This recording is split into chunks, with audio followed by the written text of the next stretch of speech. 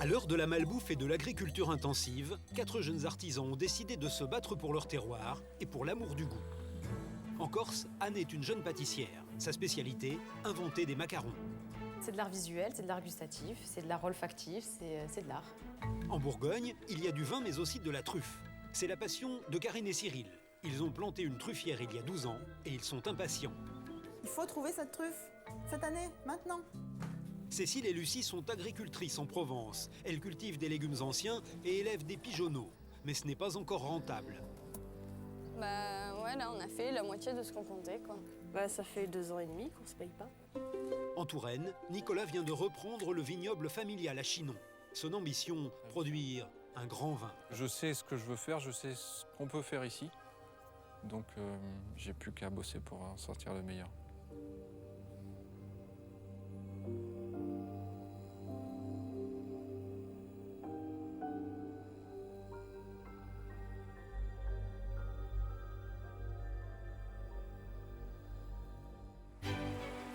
Paris, le quartier de Saint-Germain-des-Prés. Anne, une jeune pâtissière de 28 ans. Elle s'apprête à faire un shopping un peu particulier. Elle se rend chez un célèbre fabricant de macarons, car elle aussi fabrique des macarons, mais en Corse. Et elle est venue spécialement à Paris pour tester les dernières nouveautés du grand pâtissier. Bonjour, je voudrais une douzaine de macarons, s'il vous plaît. Je vais prendre un vanille, s'il vous plaît. Un au citron. Pomme, ça c'est pomme, hein? Vous l'avez? En Corse, il y a beaucoup de gens qui me disent « Oh, mais est-ce que vous avez goûté ceux de la durée ?» Alors bon, il y a certains parfums, je me retrouve un petit peu bête à leur dire non, mais bon... Donc là, au moins, je goûte, et puis je vois ce qui se fait, je vois les textures qu'ils travaillent, les associations de parfums, donc... Et puis parce que j'adore les macarons. Elle aime tellement les macarons qu'à peine sortie du magasin, impossible de résister. Je vais goûter fleur d'oranger. Question macaron, rien ne lui échappe. Il est vraiment fondant. La meringue, elle n'est pas du tout dure, elle est vraiment moelleuse. Il y a juste le petit craquant au-dessus. Au niveau de la texture, c'est génial.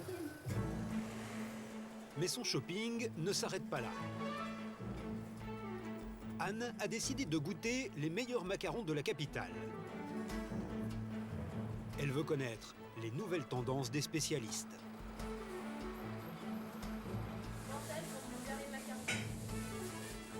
Combien est-ce que vous avez de macarons? J'en ai 25.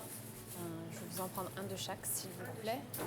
Des macarons à la passion, au nougat, à la pistache. Les créateurs rivalisent d'idées et il y en a pour tous les goûts. Bonne journée, merci, au revoir. Anne veut voir également les vitrines des pâtissiers, car chez elle en Corse, elle n'a pas encore de boutique. Elle n'a pour le moment qu'un simple laboratoire de fabrication. Elle vend ses macarons uniquement sur commande. Son rêve serait d'avoir sa propre boutique et de pouvoir mettre son nom sur d'aussi beaux coffrets. Oh là là, elle est magnifique la boîte.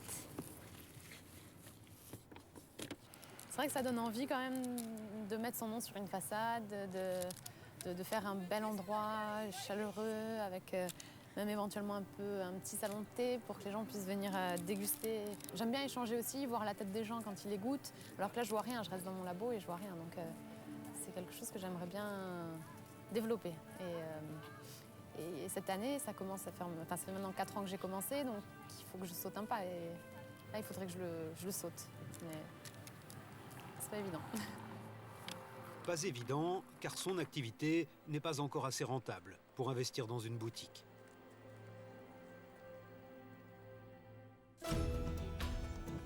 Le sud de la Corse, dans les environs de Porto Vecchio. C'est ici qu'Anne fabrique ses macarons. Pour le moment, elle s'est installée dans la propriété de ses parents. Tout en noir.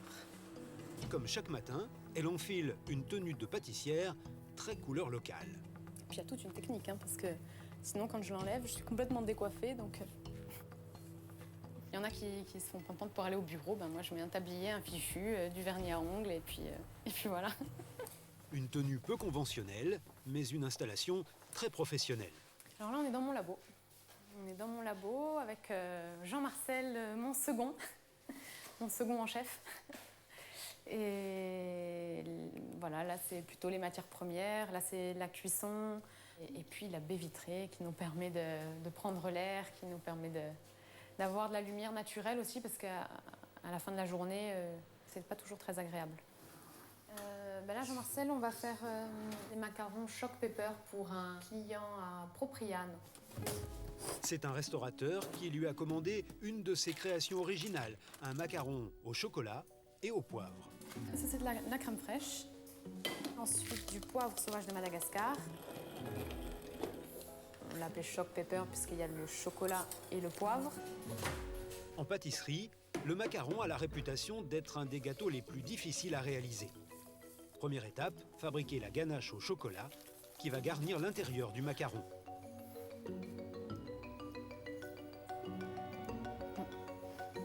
Parfait. Deuxième étape, l'extérieur du macaron. C'est une meringue française. Là, je macaronne. Toute une technique. Pendant 20 minutes, Anne doit mélanger les blancs et le cacao. Ensuite, elle dresse les coques des futurs macarons. Il faut qu'ils soient tous de la même taille. Mais Anne maîtrise bien la technique. Et après, sur la coque, je dépose une petite baie de poivre pour donner encore plus de goût et puis pour le signaler.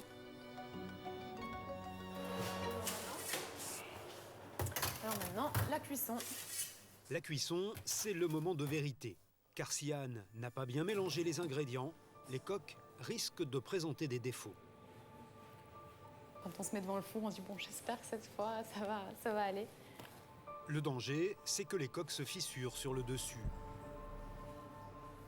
Il y en a qui ont éclaté. Quand il y a quelque chose sur le dessus, ça a tendance à éclater plus facilement. Et donc là, en l'occurrence, sur quelques macarons, ils sont un peu fondus. Plus la cuisson se prolonge, plus les coques se fendent. Anne a peut-être mélangé la pâte trop longtemps. Ce n'est pas la première fois que cela lui arrive.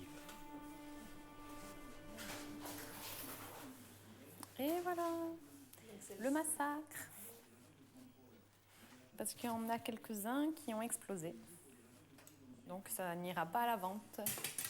Ça m'énerve un peu parce que c'est de la marchandise qui est perdue, parce que moi, je les mets pas en vente quand ils sont fendus. Donc c'est du temps de travail de perdu aussi.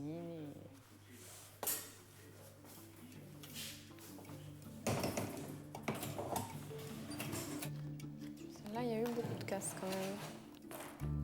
Dernière étape, l'assemblage du macaron.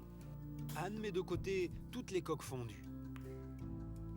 Malgré la complexité du macaron, elle n'en démord pas. C'est sa grande passion. Même si le macaron est très compliqué à réaliser, même si c'est une prise de tête, même s'il m'est déjà arrivé de pleurer devant mon four parce que je voyais que les macarons éclataient en cours de cuisson, mais bon, il y a tellement de possibilités sur le macaron. Après, c'est sûr, c'est peut-être pas le biscuit le plus rentable qui existe. Et ça, ce sont les pertes du jour. Les pertes du jour sont énormes. Anne veut que ses macarons soient tous parfaits pour les vendre. Elle a sacrifié aujourd'hui la moitié de sa production. Difficile dans ces conditions d'être rentable.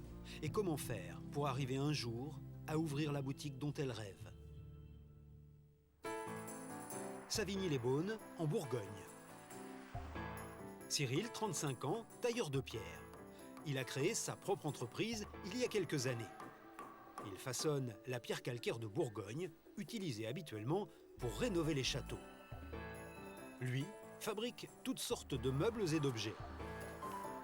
Ça fait 4 ans que nous sommes installés ici. Donc on fait beaucoup de tout ce qui est façonnage, évier, vasque, encadrement, colonne. Voilà, tout ce qu'on peut imaginer en pierre de Bourgogne. Mais Cyril a un secret. Il n'est pas seulement tailleur de pierre. Il mène depuis 12 ans une double vie qui l'emmène à ses heures perdues derrière la colline, en face de son atelier. Alors là, on va aller au-delà des vignes, de la côte de Beaune. On va monter là-haut sur la montagne et on va découvrir notre petit paradis caché. Donc nos truffes de Bourgogne que l'on cultive secrètement. De la truffe en Bourgogne. Très étonnant. Il existe donc de la truffe en dehors du Périgord, ici, dans cette région connue traditionnellement pour ses grands vins. On a quitté les vignes et là on va dans une face, la face cachée de la Bourgogne, côté sauvage. Derrière les vignes, sur les hauteurs, il y a une forêt. Et ces bois, c'est justement la truffière de Cyril. Les truffes poussent dans ce sol, sous les feuilles. C'est par hasard que Cyril a fait cette découverte. Un jour, alors qu'il travaillait chez un vigneron à Beaune, un curieux personnage est venu lui demander du vin. Et je vois débarquer un jour une espèce de clochard, une barbe comme ça, qui sentait très mauvais. Il me pose une truffe, la taille d'un poing, sur le tonneau. Il me dit « Eh ch'ti, paye-moi donc un canon. » Je dis « Oui, moi je te paye un canon. » Puis je dis « Mais c'est quoi ça ?» Et il me dit « Bah c'est de la truffe. » Ah bon?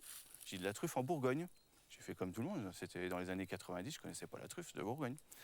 Bah, il me dit « Oui, la truffe de Bourgogne, il y en a partout, dans les bois. Si tu veux, je t'emmène. » Ah bah je dis « Bah on y va. » En arrivant ici, j'ai vu tout de suite qu'il y avait des truffes. Ici, on a du charme blanc. Ça, c'est un bon truffier, on va dire. On a un chêne, on a l'aubépine. Et ça, ce sont des espèces d'arbres qui peuvent donner de la truffe. Après, on regarde le sol. Alors, ce qui est intéressant, pour reconnaître une truffière, un potentiel truffier, c'est quand on marche dessus. On sent que le sol est mou. La truffe, elle a besoin d'un sol très aéré. Elle ne peut pas pousser dans un sol compact, fermé. Il faut vraiment, et on le sent, quand on marche, on a l'impression de marcher sur une moquette. Ça, c'est important pour la truffière. Cyril a acheté ce bout de forêt à la mairie de son village. Mais il a aussi acheté le champ d'à côté, dans l'idée de créer sa propre truffière. Il a choisi des arbres qui ont été ensemencés pour favoriser l'apparition des truffes. Alors, on a planté des arbres. Les arbres qu'on plante sont tout petits. Ils ont un an de culture, un an de pot. Alors, ils sont hauts comme ça. Donc, en règle générale, en truffe de Bourgogne, quand on a planté, il faut compter entre 8 et 15 ans. Ce qui est important, c'est d'avoir ce couvert végétal qui doit se rejoindre. Mais là, on commence déjà à voir... là, on a déjà de l'ombre quand même. Vous voyez, l'ombre est portée ici. Là, on devrait quand même avoir de la truffe. Ça fait quand même 12 ans qu'on gratte. Alors, on aimerait bien enfin être récompensé cette année. Ce serait bien. Si tout va bien, c'est normalement cette année qu'il devrait récolter les premières truffes de sa plantation. Hello. Cyril habite dans le village à côté avec Karine, sa compagne, et leur chien dressé pour trouver les truffes. Karine travaille avec Cyril à Beaune, mais ils aimeraient vivre de leurs truffes. De la dernière saison, ils ont gardé un précieux souvenir. Alors ça, c'est une truffe qu'on peut les conserver dans l'alcool.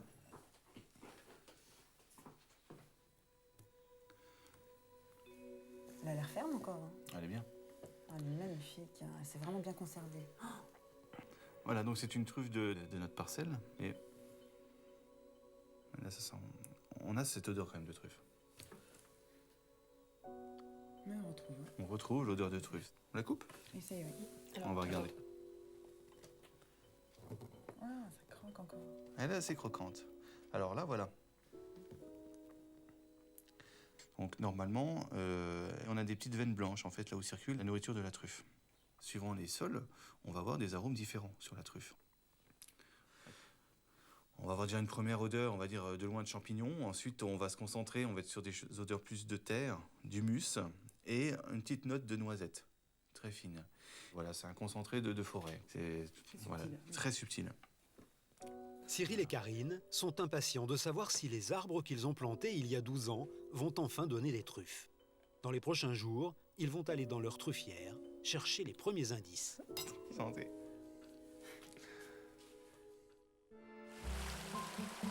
Les Alpes de Haute-Provence, à mi-chemin entre Gap et Sisteron. Cécile et Lucie sont deux jeunes agricultrices. Hé, il y en a une dehors! Ensemble, elles ont repris l'exploitation des parents de Lucie il y a 3 ans. Ouais, elles ont décidé de faire n'importe quoi aujourd'hui. Lucie a 25 ans et Cécile en a 26. Elles sont amies depuis l'enfance. Donc là, elles vont nous suivre. Alors, À la fin de chaque journée, elles doivent rentrer leurs brebis. Ah ben... Il est pas doué quand même. Hein. Allez, viens là, toi. Hey, Bibi! Alors ça, c'est Bibi, c'est notre petite mascotte.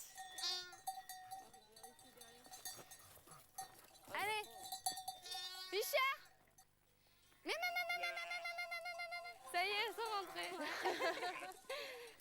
Mais leur grande spécialité, c'est un élevage qui est devenu très rare aujourd'hui. Dans cette volière, elles font grandir des pigeonneaux. Ah ben là on a 2 beaux bébés. Il y a en tout 250 pigeonneaux. Et Lucie doit en attraper une vingtaine pour les vendre demain au marché. Mais ils ne se laissent pas faire. Non, c'est pas simple. Bah, c'est parce qu'ils savent. Alors ça c'est un gros gabarit par exemple. Ah, le petit roux. Alors quand on regarde un pigeonneau, on regarde bien là parce que c'est là où se situe la plupart de la viande en fait. Oui, il est beau celui-là, hein? Oui, il est mignon. Ça fait kiki kiki. Ça fait un petit bruit comme kiki kiki. Le fonctionnement d'un élevage de pigeonneaux est un peu particulier. Ici, contrairement aux autres types d'élevage, le mâle et la femelle élèvent ensemble leurs petits. C'est une belle histoire de couple. Même que le père, il montre pour séduire une femelle, il nourrit la femelle pour lui montrer qu'il sait nourrir les petits. Sans ça, la maman, elle ne choisit pas. Et roux. Tiens, Cécile. Alors là, c'est bon. A pu. Cécile et Lucie doivent donc veiller sur les amours de leurs pensionnaires. On en prend soin, on les nourrit, on fait le tour, on regarde, on les observe, on essaye de voir qui est avec qui. C'est comme les feux de l'amour, mais version animalier, si vous voulez. Aujourd'hui, elles ont sélectionné 23 pigeonneaux pour les vendre sur les marchés. Après une longue journée à la ferme, Cécile et Lucie ont prévu un bon petit repas pour leurs copains respectifs. Ça, c'est la nappe du dessous. L'un travaille dans l'agriculture, l'autre crée des sites internet. Alors ce soir, il y a Dina et Thomas, le copain de Lucie, et Antoine, mon copain. Moi, je trouve ça... Vous habitez ensemble? Alors lui, il habite avec moi depuis 4 ans et demi. Et alors, ça, c'est mon doudou. Les deux garçons semblent épatés par leurs amis. Tu vois plus des hommes d'habitude faire ce genre de métier. Donc là, c'est eux deux les chefs. Et c'est vrai que c'est vraiment, je pense que ça doit être dur, quoi. Mais ouais, carrément, moi je suis admiratif, hein, c'est clair. Parce que moi je le ferais pas. Hein. C'est bien plus facile dur, de- quoi. C'est un métier, tu fais des journées, des grosses journées, quoi. C'est ça les passions. Donc de temps en temps, des petits repas pour nous ramener à la vie de couple. C'est bien sympa quand même. Au menu, des pigeonneaux bien sûr. Oh là là, on va se régaler. Cécile et Lucie sont devenus des spécialistes pour accommoder leur production. Ce soir, ils sont rôtis au four avec du vin blanc et du thym. Et les garçons aiment bien. C'est plutôt appétissant. Trop faim, moi. Le pigeonneau est une viande assez rare. Les élevages ne sont pas très nombreux en France car cela revient cher. Et pourtant, c'est une viande savoureuse. C'est vrai que ça sent. C'est beaucoup mieux qu'au restaurant parce qu'au moins, c'est nos produits. C'est trop bon. C'est une viande comparée au bœuf on a ou goûté à des d'autres très viandes dont forts on a aussi. plus l'habitude, qui est une viande qui est un peu forte en bouche, qui a vraiment du goût. Oui, voilà, en fait, le pigeon, c'est vraiment entre la volaille et le gibier, quoi. C'est une viande qu'on peut retrouver dans un restaurant de 3 étoiles facilement. Une viande réputée chez les gastronomes, mais un tout petit marché difficile à conquérir. Bon, allez, pour l'élevage des pigeonneaux. À l'élevage.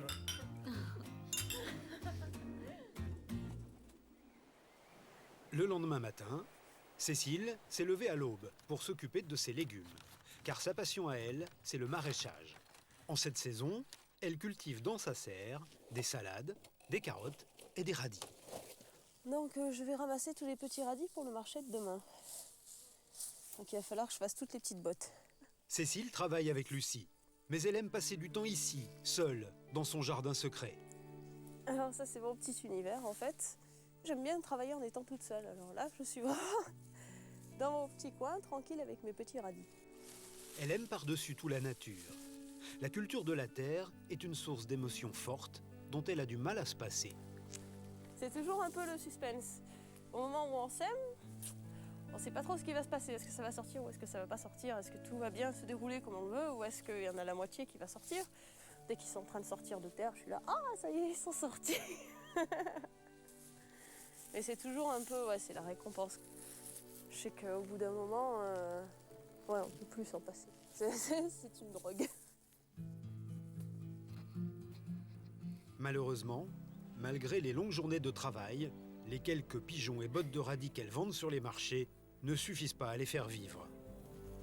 Impossible pour elles d'avoir un salaire convenable. Leur existence est aujourd'hui très précaire. Sur moi. Alors pour le moment, c'est plutôt on vivote. On vivote, on essaye de faire avec ce qu'on a, quoi. C'est un peu au jour le jour. Tout ce qu'on gagne pour le moment, on le réinvestit dans l'exploitation. Au bout de 3 ans, on est censé, on est censé gagner un SMIC. Un SMIC. Mais il ne faut pas rêver chez les agriculteurs, le SMIC, il est très loin. Aujourd'hui, Cécile et Lucie perçoivent encore quelques aides destinées aux jeunes paysans, mais ce sera fini dans 6 mois. Il faut que d'ici là, elles réussissent à rentabiliser leur exploitation, sinon c'est la faillite. Le vignoble de Chinon, en Touraine. On y produit du vin rouge depuis le Moyen-Âge. Nicolas, un jeune vigneron. Il a repris depuis 3 ans ce vieux domaine familial. Avant lui, 7 générations se sont succédées et tout est resté intact. Toute cette ferme n'a pas évolué depuis le XVe siècle. Ça veut dire que toutes les petites parcelles, ça c'est une parcelle, la parcelle de vieille vigne, c'est une parcelle qui fait 60 arts. Le domaine compte en tout 15 hectares de vignes qui sont divisées en plusieurs parcelles bien distinctes. Toutes ces petites parcelles-là sont posées sur des couleurs de terre différentes et sur des qualités de terre différentes, et ça donne des qualités de vin différentes. C'est tout à fait la palette d'un peintre. On a la terre qui est tout en haut, qui va être un peu plus jaune. Là, on est sur des marrons foncés. Là, on est sur des marrons un peu plus clairs. Et en bas, on tombe sur des petites zones graveleuses. Mais ça, c'est le vigneron qui va être capable de traduire ce terroir pour essayer d'en mettre le meilleur dans la bouteille. Par exemple, la parcelle qui est ici, c'est une parcelle un peu profonde, avec des sols profonds, qui est assez généreuse en raisin. Donc il faut toujours la calmer. C'est un peu comme un cheval. Il faut le brider. Alors que la vieille vigne qui est là, c'est un peu plus comme un vieux cheval. Donc on va y goûter.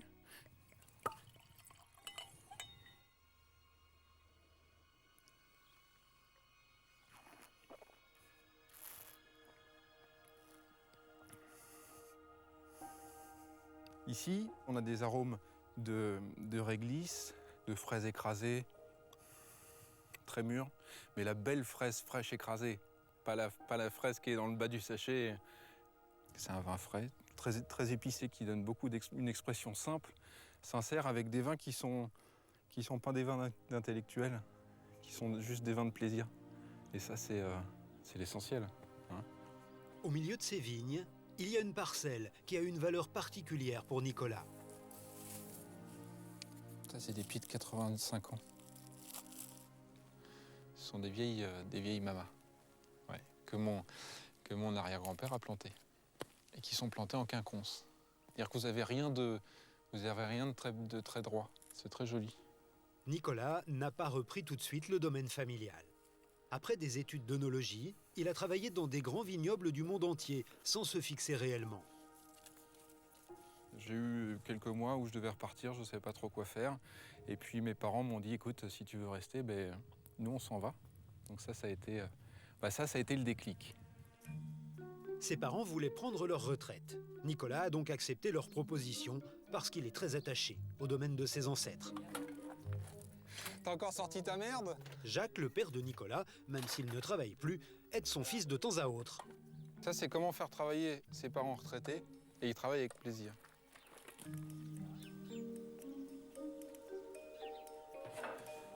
Bon, on boit un coup ? À moins de ça. Reprendre une exploitation des mains de son père n'est pas chose facile. Nicolas et Jacques, ce sont 2 générations qui s'opposent. Les méthodes de travail ne sont plus les mêmes. Le père et le fils se taquinent souvent, sous le regard complice de Jocelyne, la maman de Nicolas. Faut qu'on aille démonter ta machine à vendanger ?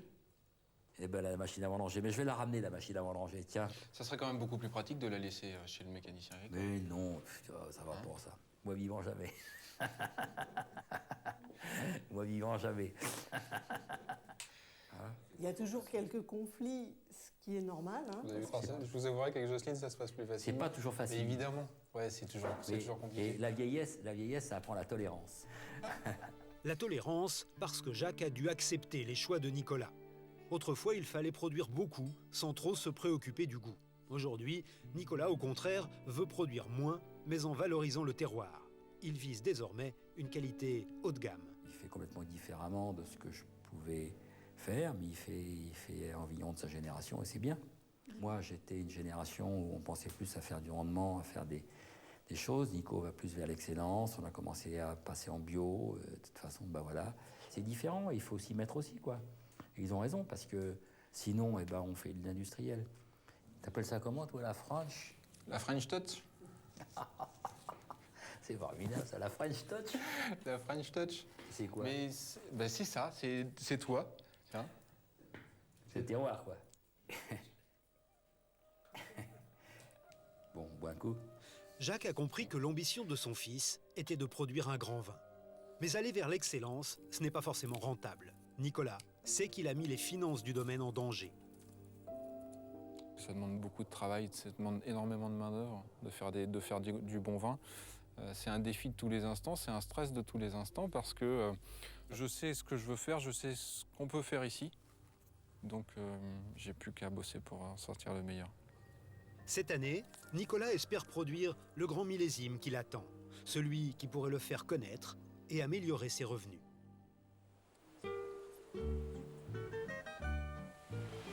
En Corse, à Porto Vecchio, Anne, la pâtissière qui fabrique ses macarons, se prépare à livrer ses clients. Comme elle n'a pas de boutique, elle est obligée d'apporter elle-même ses produits. C'est le seul moyen qu'elle a trouvé pour vendre sa marchandise. Anne a de nombreuses commandes à honorer. C'est parti pour une journée de route à travers toute l'île. Je fais le tour de Corse 2 fois par mois, toutes les villes, toutes les routes. Et je vais voir tous mes clients. Je passe beaucoup de temps sur la route. Ouais. Ah merde, les gendarmes, et je me fais avoir. Ah non, ça va, c'est pas un gendarme.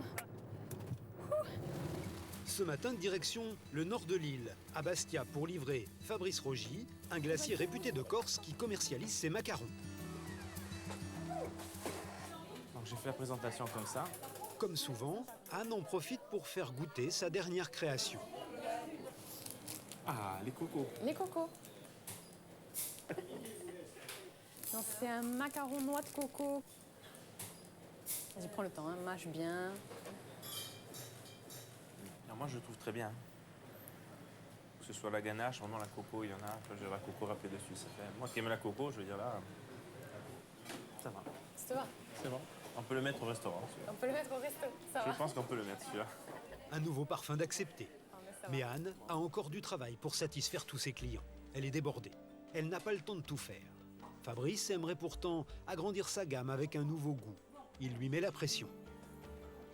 Le truc, c'est qu'il faut créer le macaron pistache. Et je le redis. Les gens adorent la pistache. Donc maintenant, c'est sûr, je ne sais pas la possibilité de le faire.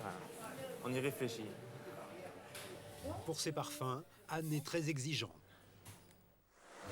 Elle a d'ailleurs déniché une adresse extraordinaire. Un endroit où elle peut acheter les meilleurs agrumes de l'île.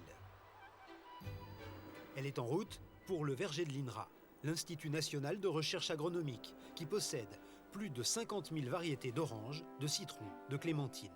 Anne est reçue par le responsable du verger, Jean-Marc Gandouin. 1, 2, 3, 4, ensuite 4 et 4, 8, 8, 9, 10, 11, 12, alors c'est 13, 14, 15. Hein? Alors là, on est dans le verger du côté des pomelos. Le pomelo, c'est un pamplemousse. Ici, il y en a des dizaines d'espèces. Ça, c'est une variété.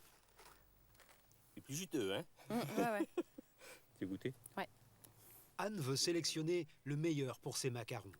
Il ne doit être ni trop amer, ni trop sucré. Ah mais il est bon quand même. Hein. Il n'est Oui. pas encore mûr, enfin, très mûr, mais... Ah, celui-là, il est... Une différence de jus, hein? Qu'est-ce qu'on fait? Je prends cela. T'es sûr? Ouais. Bon.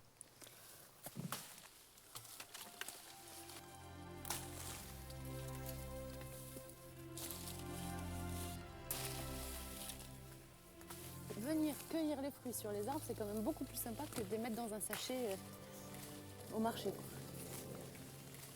Et puis je peux cueillir ce que j'ai envie, je vois plein de choses, je respire le parfum des fleurs. Ce verger, pour Anne, c'est une mine de variétés d'agrumes. Une mine d'idées pour ses macarons. Jean-Marc Gandouin adore lui faire découvrir des fruits originaux qui viennent de tous les coins du monde. Voilà. Il est en floraison. Ah ouais. Là, ici. Ici, il s'agit d'un tout petit agrume très rare qu'on appelle la lime caviar. La lime, c'est une variété de citron. Regardez, regardez, regardez, ça sort tout seul. Ça sort tout seul, c'est Regardez, impressionnant. Regardez, regardez, ça sort tout seul. J'appuie pas, hein. J'appuie pas. Et si on appuie, alors c'est encore pire. C'est joli comme ça aussi. Hein. J'avais pensé peut-être à mettre des petits grains au milieu du macaron, mais ça se perdrait dans le macaron en fait, on perdrait son intérêt. Mais j'adore ça. Impossible donc de fabriquer un macaron avec ce petit agrume. Oh là là, ça c'est génial. Alors ça, c'est le Luminciana. Comment vous avez dit? Citron Luminciana. On peut en prendre un pour goûter?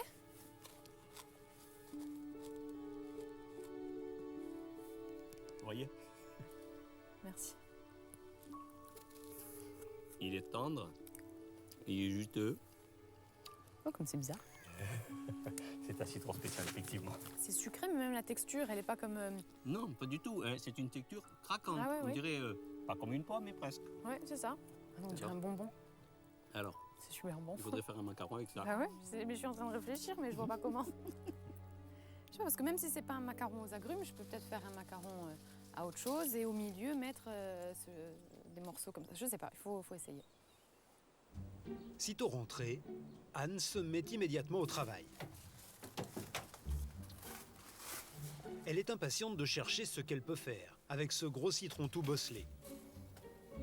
Pas mal celui-là. Pour l'instant, le macaron à la pistache attendra. Je sais même pas par quel bout commencer. Je sais pas comment le couper, si je dois le couper comme d'habitude, si je dois le couper en rondelles. Je vais voir, je vais faire deux essais. Et comme ça, je suis pas sûre que ça a un intérêt particulier, parce que c'est surtout le blanc qu'on... Enfin... Non, je sais pas trop comment faire. Je pense que je vais peut-être quand même le faire en tranches, quitte à après enlever la pulpe. Parce que moi, je trouverais génial de l'utiliser comme ça, de faire des petites allumettes.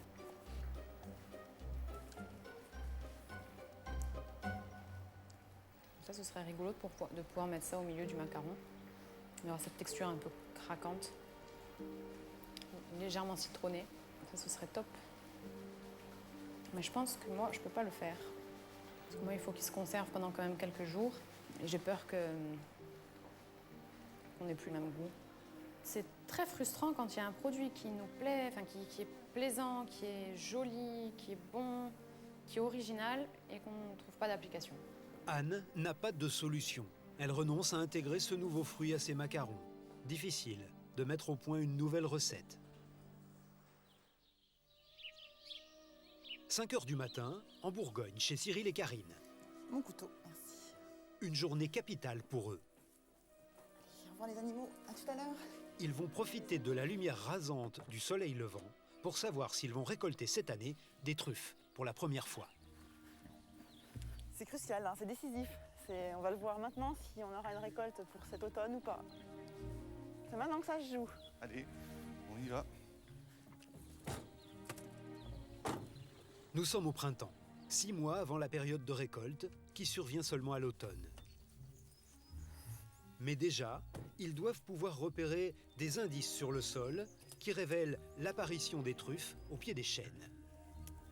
On appelle cela un brûlé. Alors les brûlés, c'est l'absence d'herbe autour d'un tronc d'arbre en fait. C'est un indice. En général, ça annonce l'apparition de la truffe. Comment on procède? On va prendre ligne par ligne, on va commencer par les pointes là-haut. Et puis on va remonter et on redescendra. S'il n'y a rien, ce sera très inquiétant. La certitude qu'ils n'auront pas de truffes cette année. Ils sont jolis, mais bon, il n'y a pas grand-chose. Hein. Là, ils ont du mal. Hein.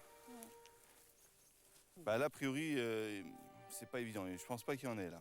On voit bien que l'herbe est bien touffue, bien présente autour. Mais ce sont des choses qu'on maîtrise pas. Qu'est-ce que tu en penses de celui-ci là? Rien du tout, aucun brûlé. Là, c'est surprenant quand même. Là. En fait, quand on plante nos arbres, ça marche pas à tous les coups. En début de production, comme ça, c'est incertain. Hein. Il est 7 heures du matin, le soleil s'est levé, la lumière éclaire différemment la truffière. Lui là. Ah ça c'est beau ça. Là c'est bien marqué là. Là c'est net. Hein. Là ici on a de l'herbe là. Une herbe bien dense ici. Hop, on se rapproche du tronc. On arrive sur quoi? Sur de la mousse. Là on voit bien la différence. Plus on se rapproche de l'arbre, moins on a d'herbe. Là on n'a plus rien, on n'a que de la mousse. Et là on retrouve donc le tapis d'herbe. L'herbe disparaît petit à petit, on voit bien qu'il y a moins de brins qu'autour. Là voilà. Là c'est net hein, aussi.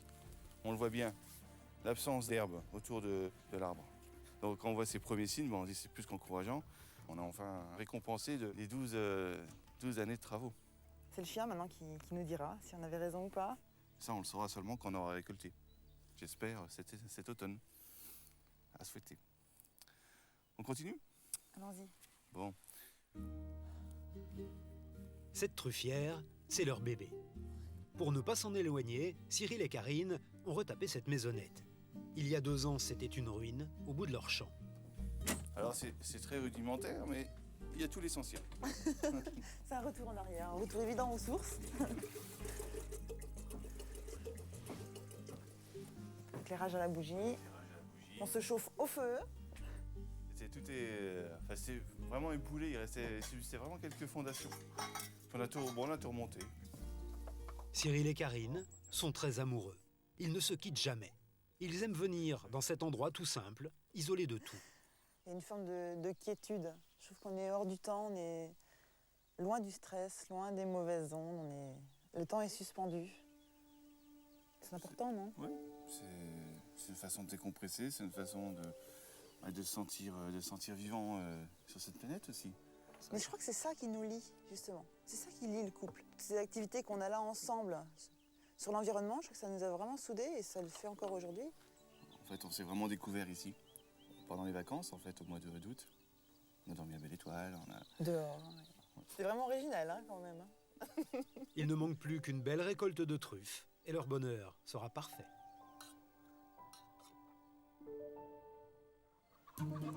Les montagnes de Haute-Provence, la volière de pigeons de Lucie et Cécile. Elles vont ce matin abattre leurs pigeonneaux pour les vendre au marché. On commence par lesquels? Ceux que tu veux. Les 5. D'accord. Oh mais c'est les plus mignons! Ben oui, c'est comme ça. Allez, en route les bébés. C'est un moment difficile pour Lucie, car elle a du mal à donner la mort à des petits oiseaux qu'elle a élevés et choyés. Je suis contente quand même parce qu'ils sont magnifiques. Mais après... La première fois qu'elle les électrocutait, elle pleurait. Voilà. Lucie ne veut plus tuer les pigeonneaux. C'est donc Cécile qui s'en charge. C'est pas facile à tuer les animaux, mais il faut bien vivre quelque part et ça fait longtemps que l'homme il chasse, donc bon. Alors là, on lui passe la tête entre les électrodes et on lui met le jus et toc. C'est vraiment pas agréable. Je sais que moi, ça...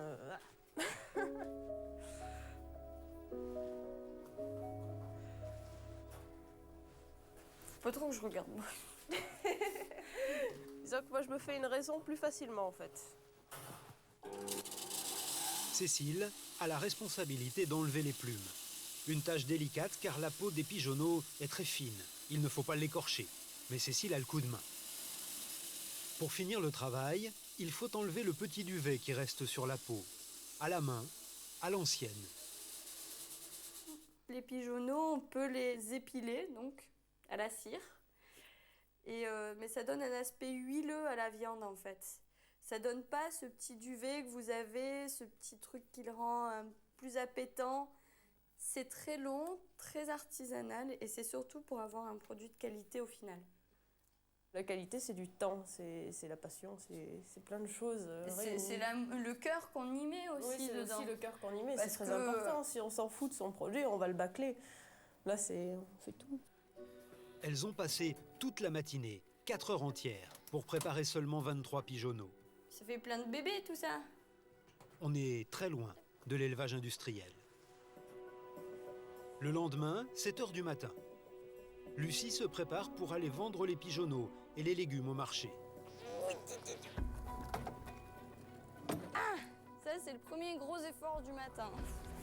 Allez, c'est parti. Lucie s'installe sur 2 marchés chaque semaine. Le jeudi, elle est ici, à Laragne, tout près de Sisteron. Bon alors, technique. Faut tout que je débarrasse. C'est le marché alimentaire en fait ici, et de l'autre côté il y a le marché où il y a surtout les habits. Moi je fais depuis 5 ans maintenant. C'est un marché que j'aime beaucoup. Lucie a un tout petit stand et seulement quelques produits à proposer. Mais des produits de saison dont les tarifs défient toute concurrence. Alors, le mélange 4 salades, 1 €, les 100 grammes. Et les radis, je les fais à 1,20 € la botte, la grosse botte. Sur les 23 pigeonneaux abattus, Lucie n'en vend que 12 aujourd'hui. 10. Elle garde le reste pour le marché de samedi. Les pigeonneaux sont vendus 10 € pièce. C'est bon et pas cher. C'est super bon et même pas cher. C'est même super bon. Une fois installés, les premiers clients arrivent. Bonjour. 2 gros? Et celui-là? Hop. Ça vous fait 22,10 €, s'il vous plaît. Oui,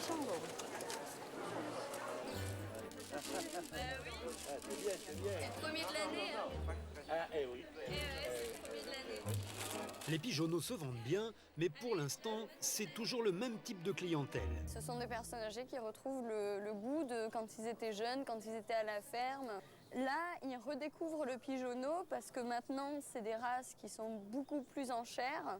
Et donc, du coup, ils sont très contents parce que ça a quand même toujours ce petit goût de gibier, ce petit goût d'ancien, en fait. Je prends tes radis. Vous alliez vous battre? Malgré ce bon début, ce sont surtout les légumes qui se vendent bien. À tel point que dès le milieu de la matinée, Lucie a déjà tout vendu. Et voilà, il n'y a plus que des pigeonneaux. Le problème des pigeonneaux, c'est qu'ils ne font pas partie de la culture gastronomique des jeunes. Là, je suis un peu stressée parce que j'espère les vendre, quoi. C'est quand même mieux d'en vendre plus. C'est quand même mieux. Les allées du marché se vident peu à peu.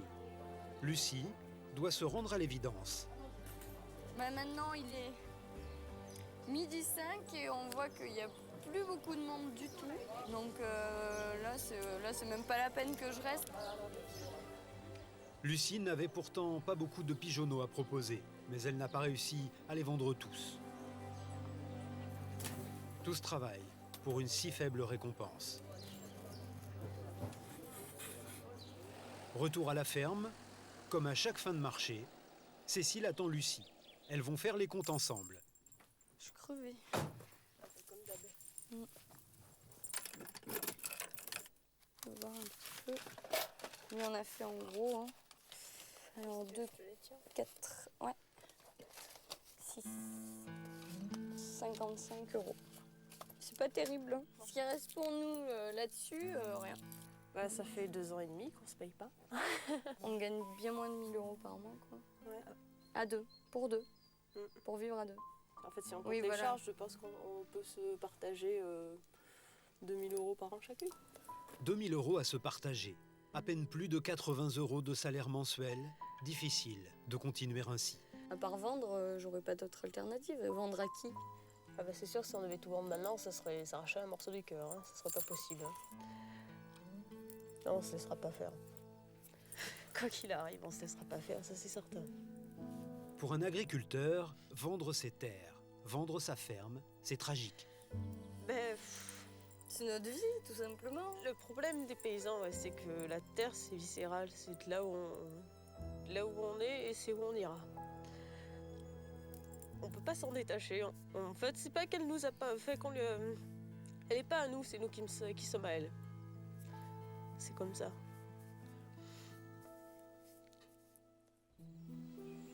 À Chinon, c'est le début de l'été. Les vignes de Nicolas ont bien poussé. Les ceps sont pleins de feuilles et de petites grappes de raisin pas encore mûres. Okay, tu te mets là, hop, un de chaque côté. Enfin, tu te mets ici et puis vous remontez vos rangs. Ça marche? Bon alors les filles, c'est bien une grappe par brin qui pousse, hein? Aujourd'hui, Nicolas a décidé de pratiquer la vendange en verre. une méthode utilisée par les meilleurs vignerons de France qui consiste à éliminer des grappes encore vertes pour que les raisins qui restent aient des arômes très concentrés.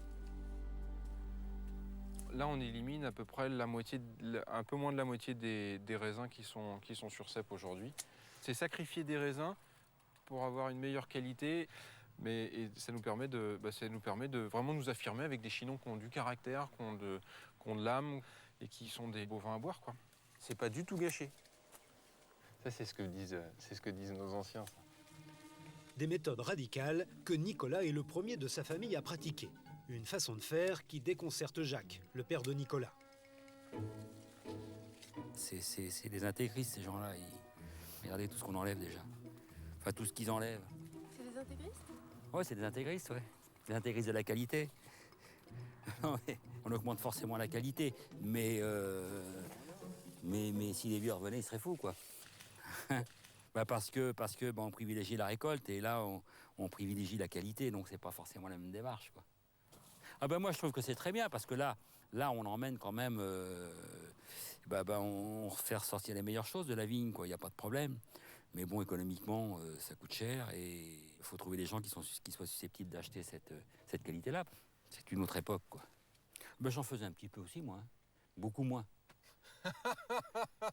Non, j'en faisais un petit peu aussi. Parce que j'ai jamais vu faire d'avant. Oui, il n'était pas là toujours. Moi, je m'en vais, j'ai un business, j'ai un commerce. Allez, hop. En fin d'après-midi, Nicolas retrouve Stéphanie, sa compagne, qui est venue aujourd'hui sur le domaine. Elle est psychologue, elle habite en ville, et Nicolas adore lui faire découvrir sa campagne. Donc là, on voit bien tout le Val Chinonnais. Ici, c'est Panzou, Cravant-les-Coteaux, et on voit Chinon après derrière. Et derrière, il faut imaginer la confluence Loire-Vienne. C'est très très beau. Allez, je t'emmène. Il y avait l'océan qui était là. Ça, c'est ce qu'on appelle des marmites. C'est le ressac de la mer qui a créé la petite marmite, là. Ça, c'est des petits morceaux de coquillage. C'est des morceaux de coraux. Donc, c'était vraiment la plage.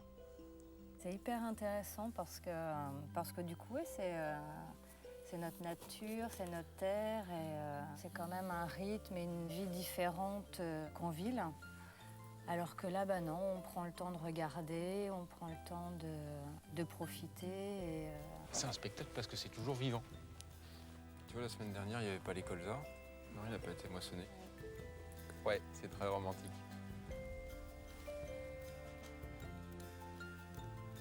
Quand on se retrouve ici, en haut de la petite cave, avec les vignes en bas, on est le roi du monde. Puis à côté de ça, on est quand même le pire des esclaves, parce qu'on y est 12 heures par jour. C'est toute la contradiction et il faut de la passion pour animer tout ça. De la passion, il va en falloir à Nicolas. De l'énergie aussi. Nous sommes 2 mois plus tard, ce sont les vendanges. On y va, on embauche, il est 8 heures. Non, trop tard. On y va les filles, il est 8 heures.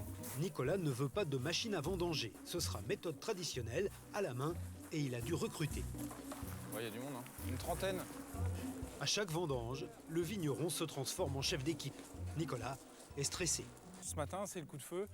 Et on est un petit peu dans l'express parce qu'on a de l'humidité, de la pluie. Donc il faut qu'on y aille. Et on vendange les premières belles vignes, quoi. Donc on y va, allez, 2 par rang.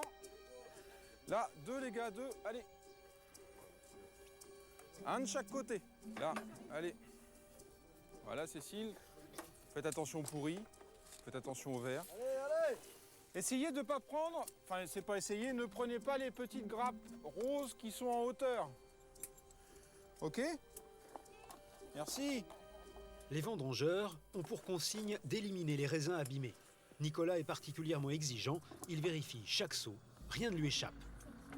C'est du foutage de gueule ça, monsieur. Vous m'entendez? C'est pas du boulot ça. Regarde. Il y a du pourri dans ton seau. Regarde là. Mais il met ça dans le seau en plus, cet animal. Regarde là, entre un raisin comme ça et un raisin comme ça, vous comprendrez que on fait pas du tout le même vin. C'est pour ça qu'il est exclu complètement de mettre un grain de pourri.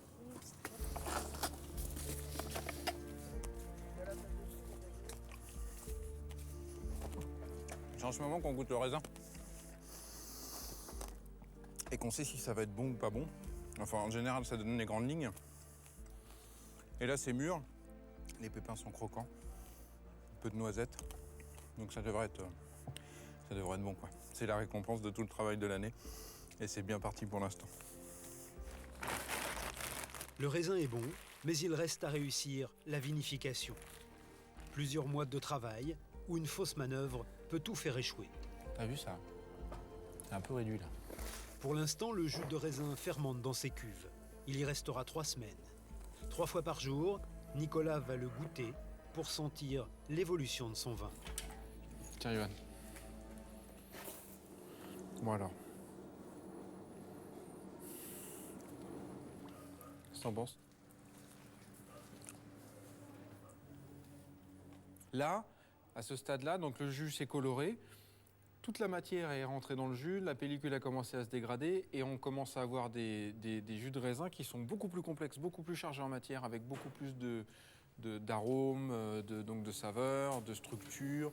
Donc on a très bien fait, tout le travail de cet été a été payant et là on sait à peu près ce que ça va donner. Et ça, depuis hier, on est plutôt contents tous les deux. Il faut qu'on le finisse bien, correctement. Et puis, il faut qu'on reprenne la route pour aller le vendre après, ouais.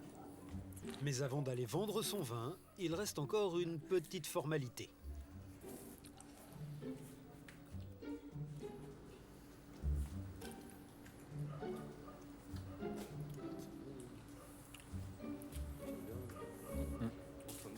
Bon, bah c'est bon. C'est bon. Ça a le label ou pas? Je sais pas si ça va le label, ça. Espèce de vieux machin. Ouais. Visiblement, le vin est réussi. On y va, Johan. Mais sur un marché saturé, reste à trouver la clientèle. Porto Vecchio, en Corse. Anne est de retour dans son laboratoire. Elle a repensé à la demande de son client, le glacier de Bastia. Alors là, je vais faire un essai pour un client qui souhaiterait avoir le macaron à la pistache. Première étape, Anne va commencer par la crème, une ganache à la pistache qui va garnir le macaron. Elle a décidé de partir d'une base de chocolat blanc. Il faut maintenant ajouter ce qui va donner l'arôme et la couleur. C'est une pâte de pistache. C'est vraiment de la pistache réduite en pâte. Toute la difficulté, c'est de trouver les bonnes proportions. Je vais en mettre 70 grammes.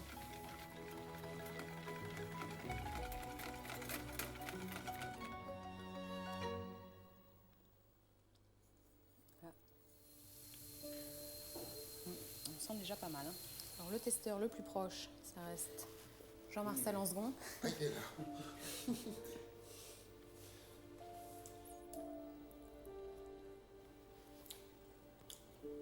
Ah, moi, je dirais que c'est même pas encore assez. Hein. Ouais, c'est vrai aussi. À moins de mettre de la pistache dedans, de faire des petits morceaux de pistache, des petits éclats de pistache. Ça peut être sympa, ça, non? Ouais, pas mal. Ouais. Qui est-ce qui va chercher en courant de la pistache au supermarché? 2 minutes plus tard, Anne part à la recherche de l'ingrédient qui lui manque. Une improvisation qui traduit le côté artisanal de son travail. C'est du travail de recherche, de création, c'est du travail d'artiste aussi, et très excitant, surtout après quand on réussit, c'est top. Cette fois, pas de recherche du produit expérimental cueilli dans la nature. Ce sera de la pistache ordinaire, mais pour un essai, cela devrait suffire.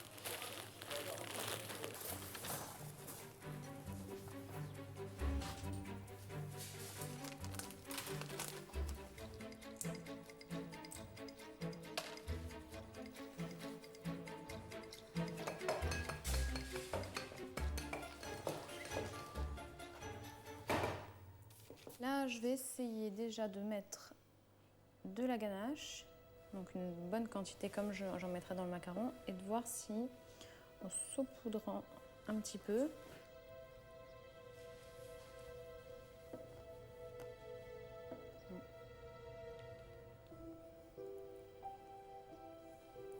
ça c'est sympa. Je pense que vous en pensez. Il y a des éclats dedans. Oui, là il y a des éclats de pistache. Très agréable.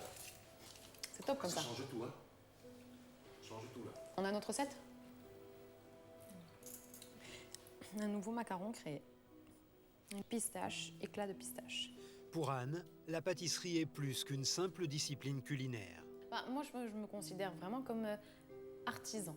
Mais artisan avec un A majuscule, un R majuscule et un T majuscule et le reste en minuscule. Parce que c'est de l'art? Parce que c'est de l'art. C'est de l'art, c'est de l'art visuel, c'est de l'art gustatif, c'est de l'art olfactif, c'est de l'art.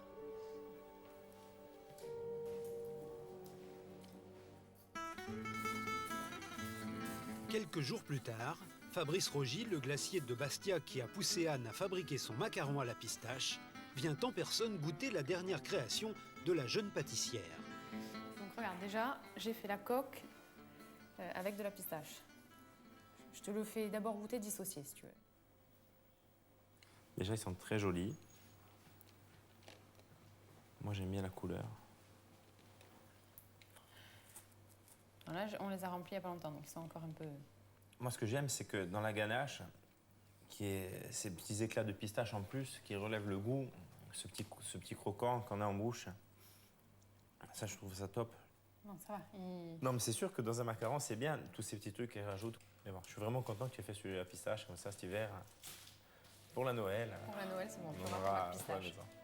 Anne est ravie, mais elle n'a pas vraiment de référence pour situer la qualité de son travail. Elle est inquiète aujourd'hui car elle attend la visite du pâtissier en chef de l'une des plus grandes boutiques de macarons à Paris.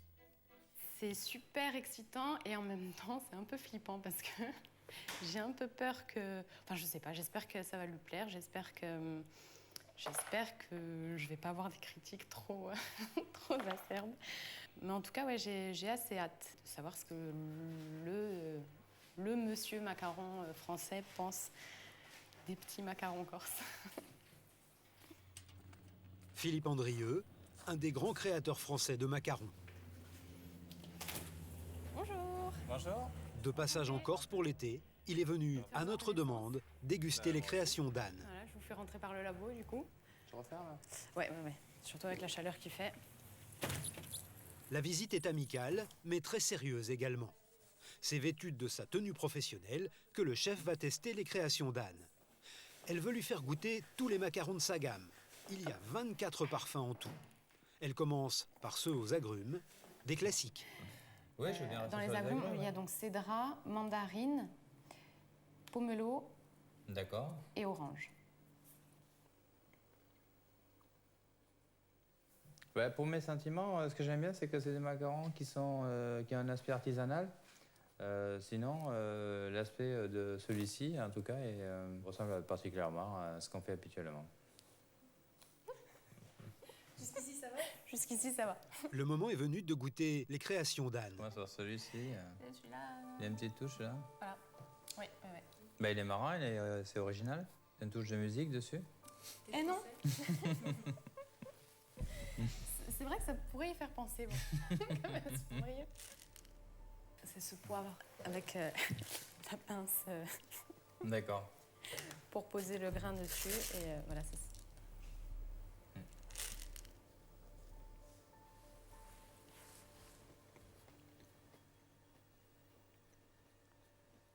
C'est du travail d'orfèvrerie, de bijouterie. Et vous le trouvez bon? Il est très bon, il est excellent. Ça vous Ouais. Ah oui, beaucoup. Je suis curieux de goûter celui-ci pour voir s'il est... Lequel? Huile d'olive.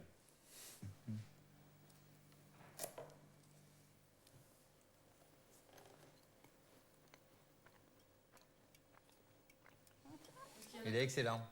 Merci. Il est excellent parce qu'en fait,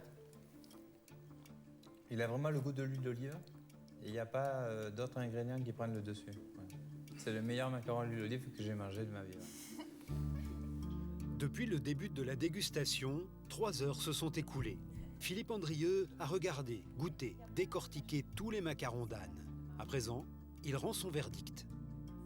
Je dirais pas qu'il y a un mélange de genres, mais bon, c'est normal, hein, elle se cherche encore un petit peu. Il y a des macarons sur lesquels elle s'est trouvée, il y a des macarons pour l'instant sur lesquels elle a plus hésité parce qu'elle avait moins envie. Mais après, dans les macarons traditionnels, ils sont très bons, ils sont très bien faits. J'ai été épaté par le macaron à l'huile d'olive, je le dis sincèrement et pas pour lui faire plaisir, mais je n'en ai pas un deuxième. Si, bien sûr, Anne ne se contente pas d'aller chercher un autre macaron. Ce sera une boîte entière. Elle est heureuse. Elle sait désormais qu'elle est à la hauteur. Je suis très contente, bien sûr. Globalement, c'est bon. Et puis, il a eu des vrais coups de cœur, donc ça me fait plaisir, parce que ce qui me plaît dans ce métier, c'est les coups de cœur que vont avoir les gens. Et un coup de cœur d'un grand pâtissier, c'est encore mieux. Comme vous n'avez pas mangé suffisamment de macarons, je vous ai remis des macarons. Merci beaucoup. Peut-être à Paris, alors. À très Merci, bientôt. à Au bientôt, revoir. au revoir.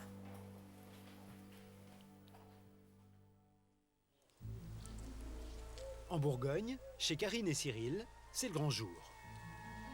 C'est aujourd'hui qu'ils vont essayer de trouver leur première truffe depuis qu'ils ont planté leurs arbres. Il y a 12 ans qu'ils attendent ce moment. Et ils ont dressé 3 chiens pour les aider. Donc, c'est très important la récompense pour le chien. On a toujours bien motiver le chien dès qu'il ramasse une truffe. Hein, donc, voilà les chiens. Donc, ici, on a Dim, Kali, la maman, et Défi, le petit frère. Comme c'est quelque chose qui pousse en souterrain, nous, on ne peut pas détecter l'odeur. Eux, apparemment, peuvent le faire. Tu veux y aller? Tu veux chercher les truffes? Qui veut chercher les truffes? Bon, on va aux truffes alors. Il faut trouver cette truffe.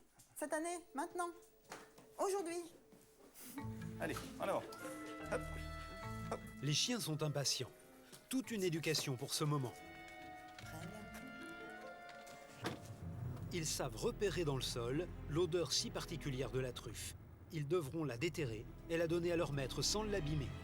Les arbres de la truffière ont beaucoup poussé depuis le printemps, quand Cyril et Karine avaient repéré les brûlés, ces indices qui leur laissaient espérer une bonne récolte. Allez, les détecteurs. On va chercher les truffes? On y va? C'est la chienne la plus âgée et la plus expérimentée aussi, qui bondit et part la première. On a la chienne, là, elle est en train de tourner. En fait, ils la sentent dans l'air. Hein. Donc après, s'il y en a une, ils vont la sentir. Hein. Non, pour l'instant, on n'a rien. Hein. On a un brûlé magnifique. Allez, cherche. Où elle est? Cherche. Il faut les stimuler un petit peu, les motiver. Les filles, là. Qu'est-ce qu'ils font, là? Cherche bien, là. Là, je crois qu'il... Regarde, regarde. Regardez le coup de patte.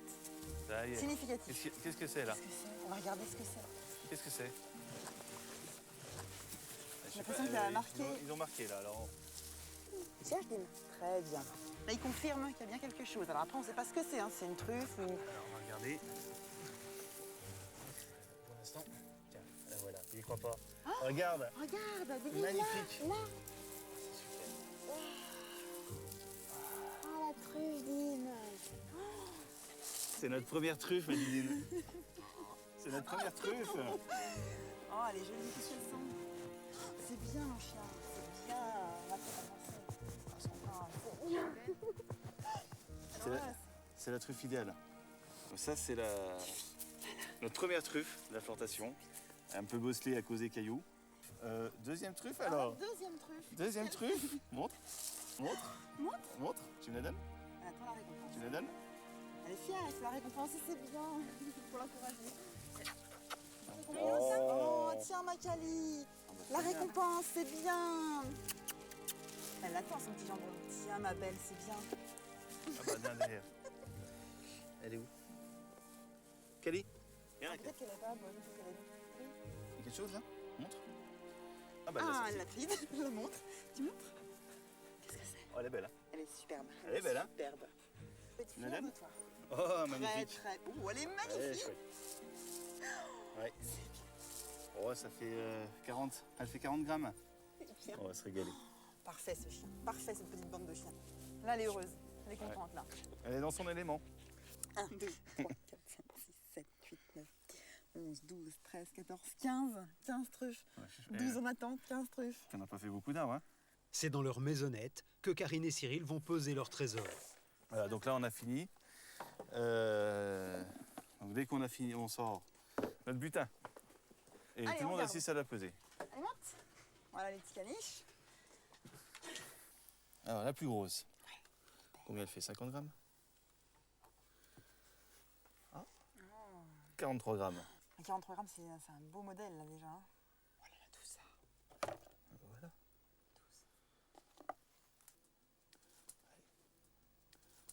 Presque 250 grammes, 247 grammes. Bah, pour une première dans une autre plantation, c'est pas mal. Alors on va en ouvrir une. Ça brille. Oh, elle brille déjà. Regarde un peu le péridéum, il est pointu. Petit diamant, ça? Ouais, petit diamant. Allez, on coupe. Allez. Là, voilà. Super. Allez, parfaite. Voilà. Oh, c'est cette odeur. Tu sens? Oui. Ah, c'est super. Hein. Elle est belle. Donc là, je fais une petite lamelle très fine. Voilà. À toi l'honneur.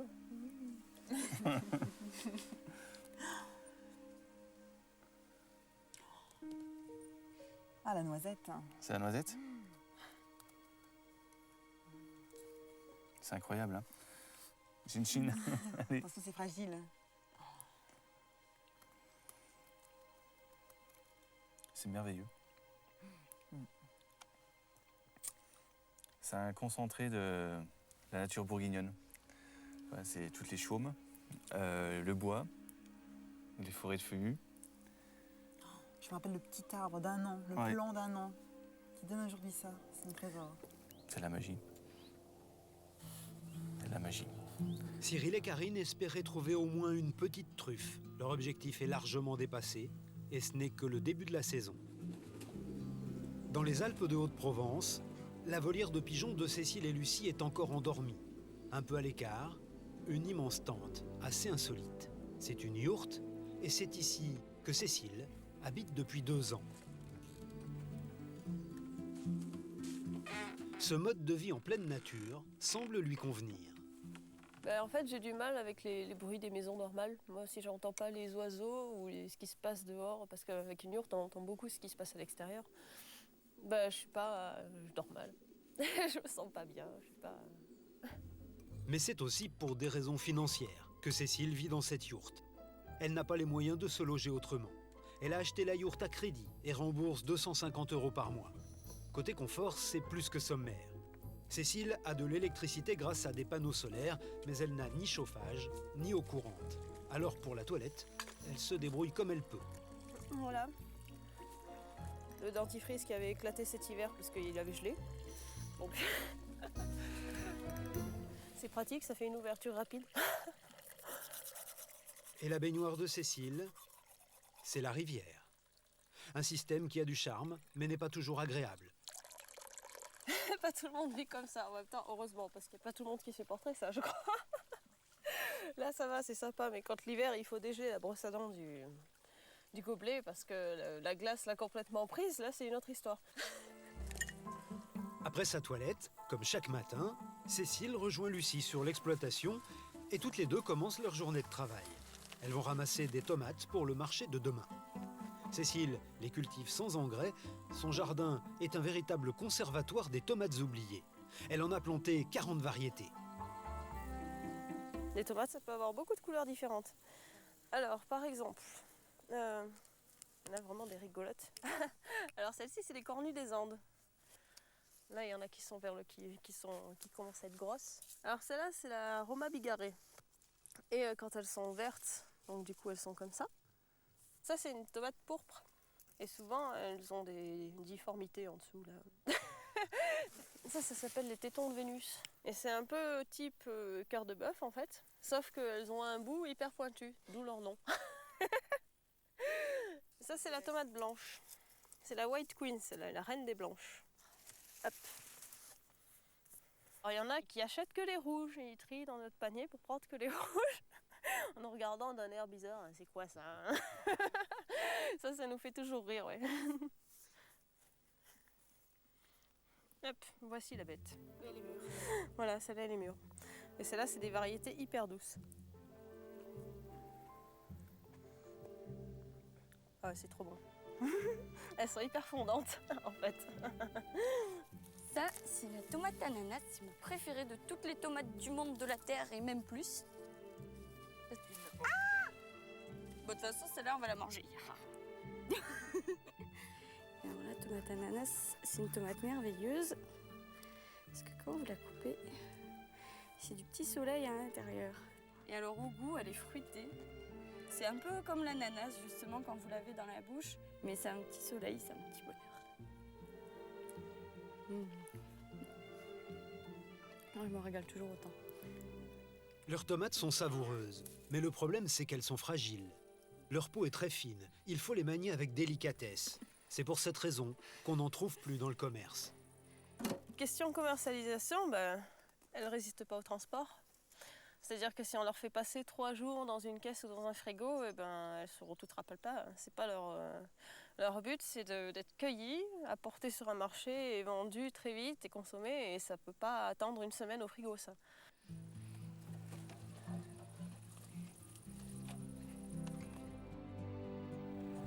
Le lendemain matin, il faut charger les tomates récoltées la veille pour les vendre au marché. C'est la pleine saison, Cécile et Lucie ont beaucoup de marchandises à vendre et malgré tout, ce n'est pas suffisant pour en vivre. Les légumes, c'est vendu pas très cher. Il faut en faire des tonnes pour arriver à vendre assez pour combler toutes les charges de la société, quoi. Hop, c'est parti. Aujourd'hui, Cécile et Lucie n'arrivent plus à s'en sortir. Elles n'ont plus de ressources. Elles ont fait une demande de RSA, le revenu de solidarité active, qui leur permet de toucher un peu d'argent chaque mois. Ça fait environ 400 € par mois. Alors moi qui vis dans une yourte et qui ai mon petit crédit à 250, et du coup ça me laisse à peu près 150 € de course, c'est ce qu'on fait. J'aimerais bien commencer à bâtir une maison ou avoir quelque chose d'un peu plus solide, mais pour l'instant, même si je prenais un appartement dans le coin, ce serait impossible à payer tout simplement. Elles doivent profiter de la saison de production pour faire rentrer un maximum d'argent. Orpierre, un petit village des Hautes-Alpes.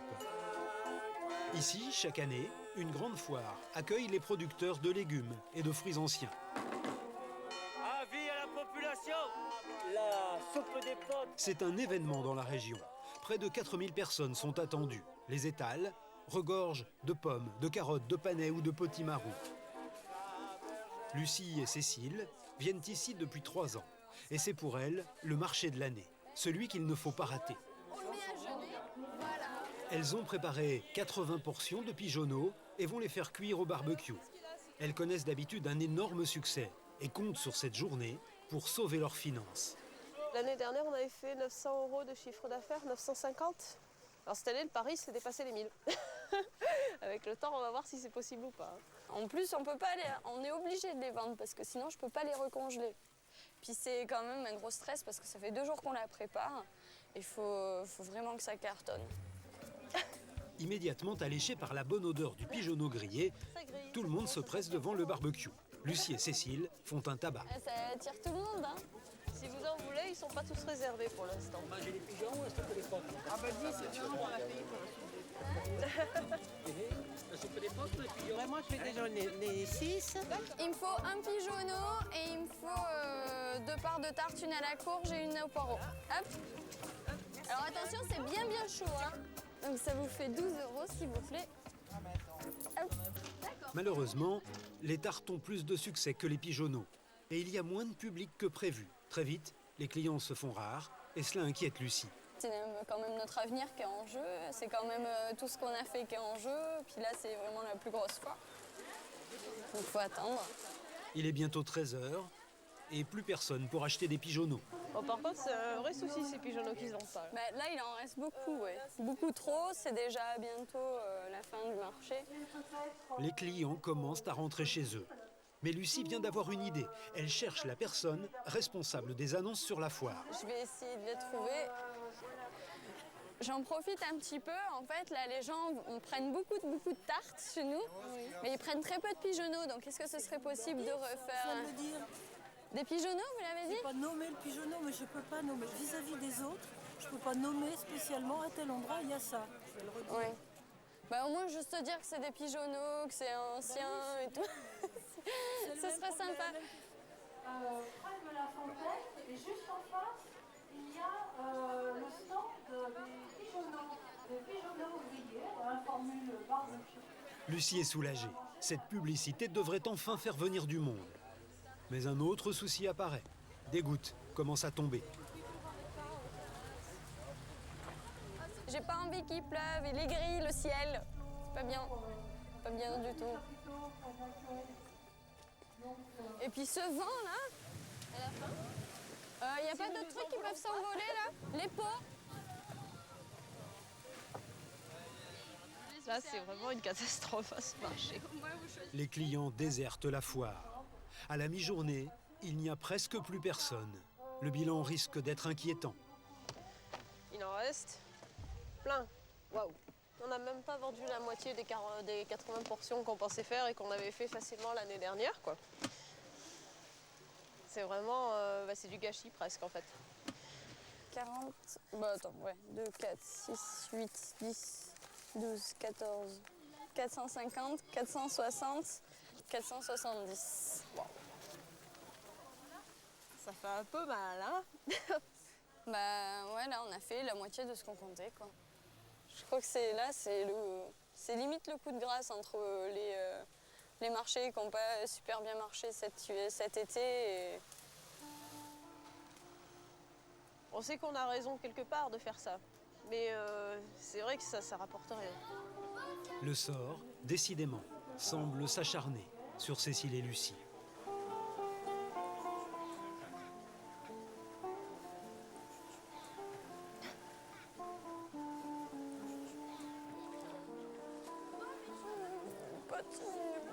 Non.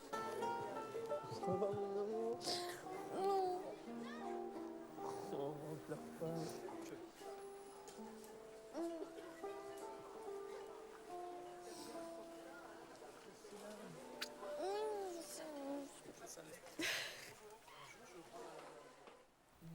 En Touraine, près de Chinon, le temps a passé depuis les vendanges.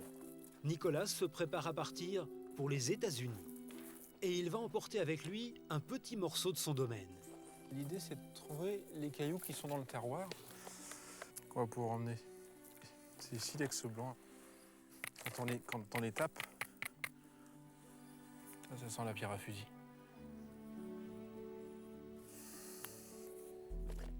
Et bien, quand je vais faire goûter le vin, je vais leur expliquer que le vin vient de cette terre-là, et on va essayer de faire le parallèle entre la structure et la texture de la pierre et la structure et du vin. Et je pense qu'ils trouveront ça amazing. Ça devrait être sympathique. Ce n'est pas seulement pour parler terroir que Nicolas se rend aux États-Unis. Son domaine est en péril. Il a du mal à vendre son vin en France, un marché saturé où il n'est pas encore connu. Il veut donc proposer son vin aux Américains et les bagages qu'il prépare sont un peu particuliers. Le jeu de la valise, c'est d'alterner les bouteilles et les vêtements.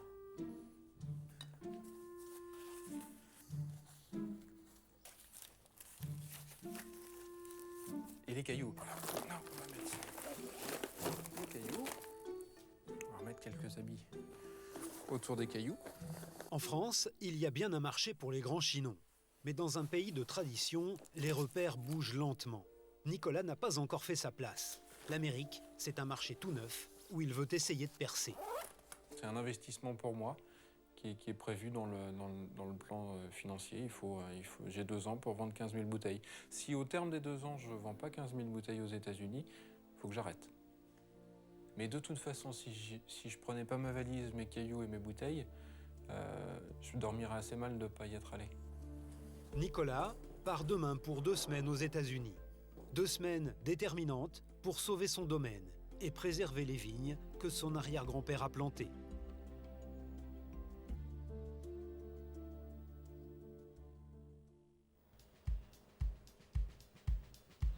Les États-Unis, la Caroline du Nord, sur la côte Est.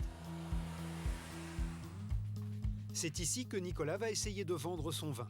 Il loge chez un Français qui s'est installé ici comme importateur. Are you ready, my friend?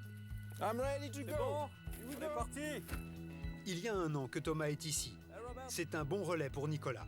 Ils vont faire la tournée des meilleurs restaurants et des plus grands cavistes.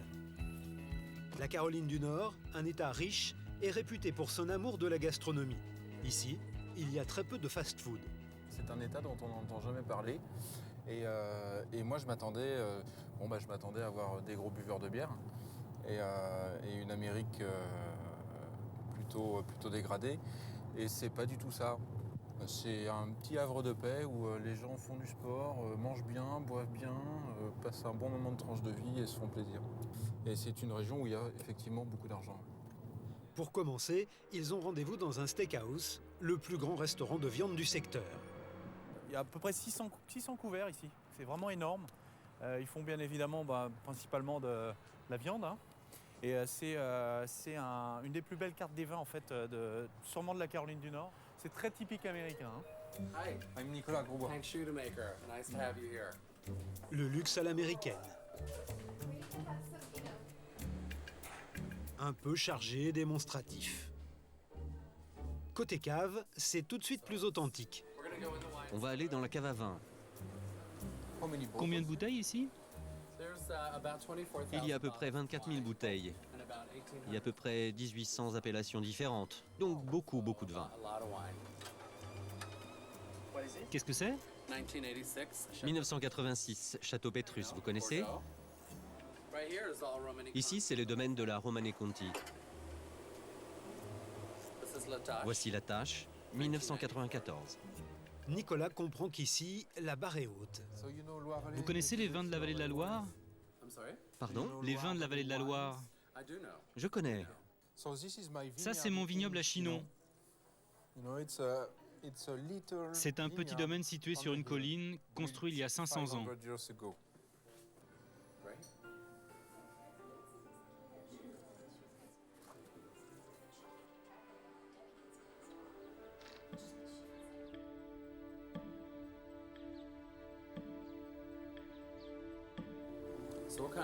Quelle sorte de plat serviriez-vous avec ça? Avec ça, quelque chose de léger, comme du poulet, de la salade, des asperges. Ah, il faudrait que j'essaie ça. Ça peut être très drôle. Le patron n'a pas dit à Nicolas s'il voulait lui passer commande. Il a surtout semblé dérouté par le goût du vin de Chinon. Ton petit sandwich. Merci Thomas. Petite pause entre deux rendez-vous. Aubrey, la collègue de Thomas, les a rejoints. Nicolas n'arrive pas à savoir si le patron du restaurant a aimé son vin. Il a du mal à cacher son inquiétude. C'est tout le temps comme ça, les tournées que vous faites? Ces journées, Ça dépend. Tu as eu un sourire? D'habitude, il n'y a jamais de sourire. Chacun a sa façon de réagir, tu sais. Tout le monde est différent. On peut pas rêver de systématiquement avoir une commande. On y va, on fonce, on met tous les moyens qu'on a en jeu, qu'est-ce que tu veux? Ouais. Sans perdre courage, Nicolas enchaîne les rendez-vous avec Thomas et Aubrey, chez les restaurateurs et les cavistes, en espérant des commandes. Et chaque fois qu'il fait goûter son vin, les Américains restent inexpressifs. De la France, ils connaissent surtout les Bordeaux et les Bourgognes. Un Chinon, cela semble les laisser perplexes. Nicolas est inquiet. C'est peut-être l'occasion d'utiliser les cailloux de son vignoble qui ont traversé l'Atlantique dans son sac. C'est du tuffeau de ma région. C'est important pour comprendre mon terroir. L'effet est immédiat. Ces morceaux de calcaire de la vieille Europe réveillent l'intérêt des habitants du Nouveau Monde. Il faut faire un peu de spectacle pour vendre aux États-Unis. Une technique que Nicolas va mettre en application le soir même. Ok, so Chinon, there's a map, man. Et la carte, mon gars? Présentation au cours d'un dîner de gastronome, une sorte de club de dégustation.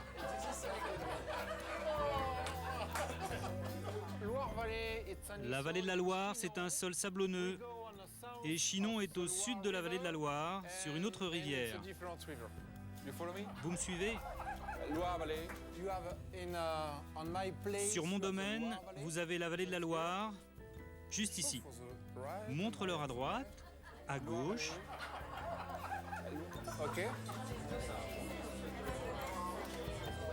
Les Américains ont l'impression de faire une découverte. J'adore ce vin. Il rappelle la vieille Europe. Il est goulayant, très floral, avec beaucoup de caractère et très fruité. C'est fantastique. Je suis vraiment impressionnée. Formidable, délicieux.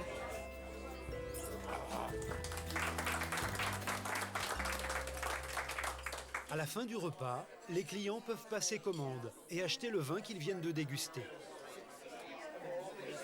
Le patron de l'établissement fait les comptes. Nicolas va apprendre que tous les clients ont acheté de son vin. C'était une belle vente pour tout le monde.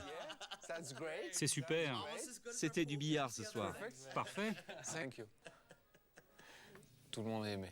Voilà. Et ça veut dire qu'on a bien travaillé dans les vignes et on a bien travaillé dans la cave pour donner du plaisir aux gens. Tout le monde est content et on reviendra, c'est bien. Thanks, mate. Thank you. À la fin de la journée, Nicolas est soulagé. Son vin plaît aux Américains. Son voyage est un succès. En Corse, Anne rêvait depuis de longs mois de posséder sa propre boutique pour vendre ses macarons. Aujourd'hui, son rêve se réalise. Avec son père, elle installe sa première enseigne. Et mine de rien, c'est un moment plein d'émotions. Mon premier panneau. Ça fait bizarre parce que c'est le panneau de la boutique, donc ça fait un peu... Ouais, voilà, c'est mon nom sur le mur, ça fait toujours un peu bizarre. Ce n'est pas encore une grande pâtisserie en ville. Elle n'avait pas les moyens pour l'instant d'avoir plus grand. Alors voilà mon...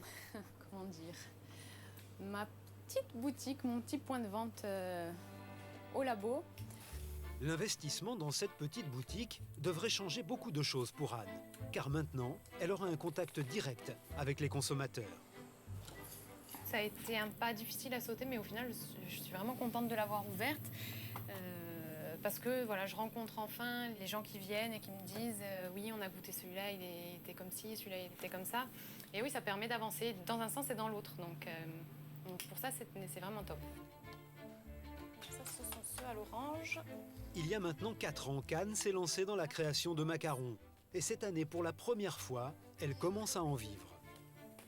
L'ouverture de cette boutique, c'est la preuve qu'elle a réussi son pari.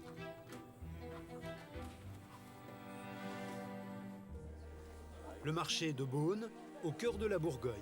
C'est également le grand jour pour Cyril et Karine. Bonjour, une petite truffe. Petite truffe, monsieur. Truffe de Bourgogne, il faut en profiter, elles sont toutes fraîches. Ce sont les premières truffes de leur nouvelle truffière. Toute fraîche, hein. Voilà. Et voilà, on en est là, quoi. C'est le début, c'est le début. C'est émouvant. C'est un aboutissement. Là, on est sur un très très beau marché, donc c'est valorisant. Ils sont fiers d'être présents, même si leur stand est le plus petit du marché. Il y a juste assez pour mettre la balance, le pot à truffes, le petit panier. Et puis éventuellement, des fois, on peut faire déguster aussi. Ce matin, ils vont tout vendre. Une belle récompense après 12 ans de patience. Dans les Alpes de Haute-Provence, Cécile et Lucie ont choisi de persévérer. Elles continuent à produire des pigeonneaux et des légumes. Mais pour trouver une nouvelle source de revenus, elles ont décidé de se lancer dans le tourisme vert et d'accueillir des campeurs sur leur ferme. Mais sans argent, c'est encore un pari risqué. Bon ben voilà, alors ça c'est notre futur hangar qui est seulement à moitié construit. Les sanitaires par là. Et là nous sommes dans la future cuisine pour les campeurs. On se fera aider par les gens qui voudront, qui auront le temps. Et puis c'est tout, après tout c'est notre projet. Le problème c'est qu'on a plein d'idées, alors est-ce qu'un jour tout sera fini? C'est le problème. Aux États-Unis, Nicolas a vendu ses 15 000 bouteilles. Avant de reprendre l'avion, il va accomplir un dernier geste symbolique dans ce pays. Il sait qu'il vient de sauver le domaine de ses ancêtres. Et là, je ne vais pas ramener mes cailloux à Paris, donc je vais les laisser ici en Caroline du Nord. Maintenant, j'ai qu'une hâte, c'est de retrouver les autres cailloux dans les vignes.